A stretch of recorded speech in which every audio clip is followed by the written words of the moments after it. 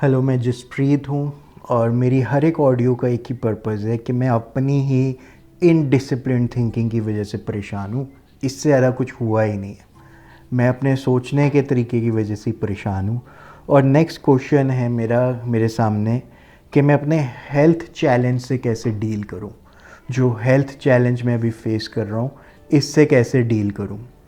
तो again thinking का इसमें भी बहुत बड़ा रोल है, ठीक है, हेल्थ से रिलेटेड।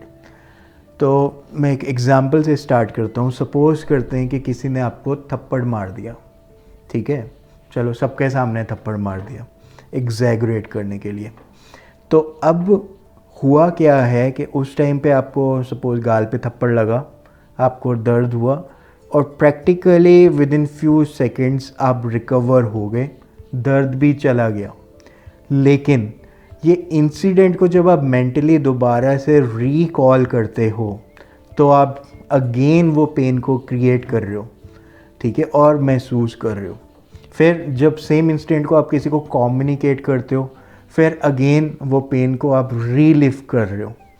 अब ये जो बार बार आप कर रहे हो सोच सोच के और टैग कर रहे हो कि अब मेरी अपनी सोच के ऊपर कंट्रोल ही नहीं है, इसके लिए कौन रिस्पॉन्सिबल है? वो जिसने थप्पड़ मारा था या आप? क्योंकि यहाँ पे गेम चेंज हो जाएगी। जब तक आप सारा कंट्रोल सामने वाले के ऊपर डालोगे, कंप्लेंट कर रहे हो, उसके ऊपर सारा कंट्रोल उसके हाथ में, उसने एक हाथ घुमाया और आपकी पूरी ज़िंदगी आपने उसके नाम कर दी, तो इसमें सोल्यूशन नहीं है कोई भी। लेकिन कभी कोई इंसिडेंट हुआ था, वो डिस्टर्बिंग था और अभी भी है अगर आप उसको रिकॉल करते हो। लेकिन अब उस इंसिडेंट को आप क्रॉस क्वेश्चन करने के लिए तैयार हो। Is it true? क्या ऐसा सच है कि ऐसा ही हुआ था या ऐसा ही है जो मैं सोच रहा हूँ?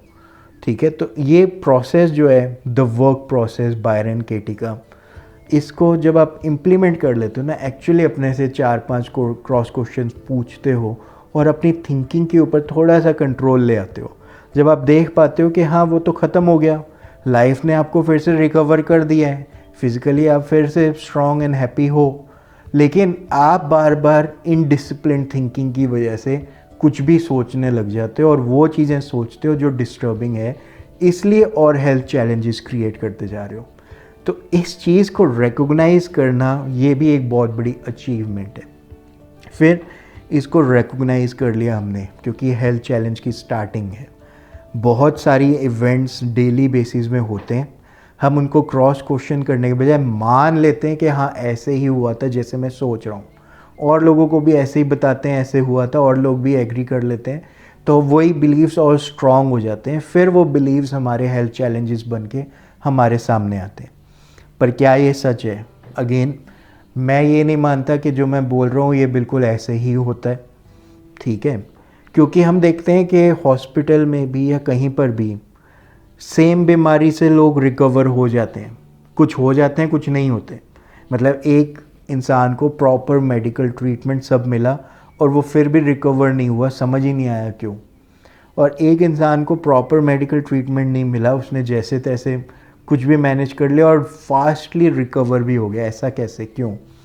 तो क्या रीज़न्स हैं वो पता नहीं है, पर ये मेरे सामने डैम श्योर है कि थिंकिंग की वजह से जो मैं एक्स्ट्रा पेन, ज़्यादा एक्स्ट्रा पेन क्रिएट करता हूँ, उसके लिए मैं रिस्पॉन्सिबल हूँ और उसको मैं ख़त्म कर सकता हूँ। फॉर एग्ज़ाम्पल मेरे को चक्कर आते हैं अगर, तो अब चक्कर आ रहे हैं वो मैं महसूस कर पा रहा हूँ, या मेरा सिर दर्द होता है अगर, तो सिर दर्द हो रहा है वो मैं महसूस कर पा रहा हूँ। पर इन चीज़ों के होने की वजह से जो एक्स्ट्रा मैं बार बार सोच के कि ये रिपीट ना हो, इसके लिए मैं क्या कर लूँ, कौन सी दवाई खा लूँ, कौन सी एक्सरसाइज कर लूँ, किसकी बात सुन लूँ, कौन सी ख़ास तरह की मेडिटेशन कर लूँ, ये जो कुछ भी मैं क्रिएट कर रहा हूँ मेंटली, और इन सारी चीज़ों के पीछे पर्पज़ क्या है कि ये चीज़ रिपीट ना हो। लेकिन ये सब करने के बाद भी ये चीज़ रिपीट हो जाती है। मैंने इतनी सब तैयारी की, सब कुछ किया कि दोबारा चक्कर ना आए या सर दर्द ना हो, और फिर वो रिपीट हो गया, ठीक है। तो जैसे आप अपने आप को टैग करते हो कि आप लेज़ी हो, कम काम करते हो, तो आपको लगता है कि और एनर्जी होनी चाहिए आपके अंदर, पर हो सकता है कि जितनी मिली है उतनी ही मिली है आपको, ठीक है, इससे ज़्यादा नहीं मिली है। पर आप ज़बरदस्ती ज़्यादा क्रिएट करने के चक्कर में जो एक मेंटल डिस्टर्बेंस क्रिएट कर रहे हो अपने लिए, उसके लिए आप ज़िम्मेदार हो।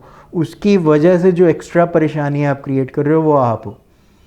इंजेक्शन लगने वाला है, पर इंजेक्शन लगने का जो डर है वो आपने क्रिएट किया हुआ है। आपने कभी क्रॉस क्वेश्चन ही नहीं किया, ठीक है, कि हाँ ठीक है फियर है, पर क्या है सच है, डरने की बात है, ठीक है। तो क्रॉस क्वेश्चनिंग नहीं किया आपने, इसके ऊपर मैं अलग से एक वीडियो बना के शेयर कर लूँगा अभी। पर आप ऐसे ना क्रॉस क्वेश्चन नहीं कर रहे हो अपने थॉट्स को, और वो थॉट्स की वजह से जो एक्स्ट्रा डिस्टर्बेंस और पेन क्रिएट हो रही है, जो रियलिटी में इतनी पेनफुल चीज़ें नहीं है वो भी ज़्यादा पेनफुल आपको लग रही हैं, ठीक है।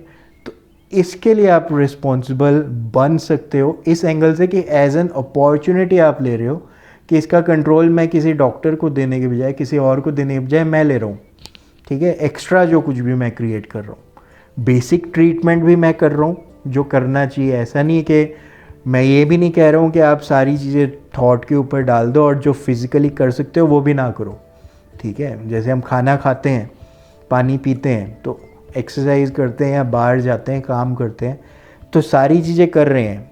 लेकिन इनके साथ जो सपोज़ रोड में कोई छोटा सा एक्सीडेंट हो गया, कुछ पेन हो गई, ब्लड निकल आया, कुछ भी हुआ, इसके साथ जो मैं एक स्टोरी क्रिएट करता हूँ, एक नरेशन अपने माइंड में, नरेटिव उसके बारे में, और उसको रिपीट कर करके जो एक्स्ट्रा परेशान हो रहा हूँ उसकी रिक्वायरमेंट नहीं है।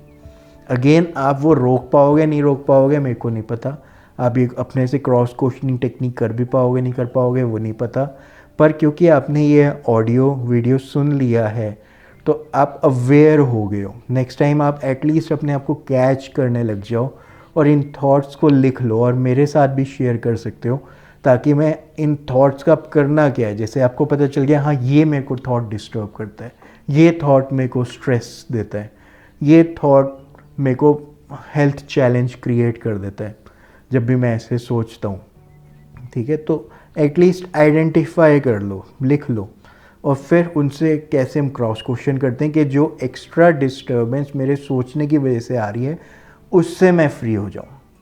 तो ये हम कर सकते हैं। All the best.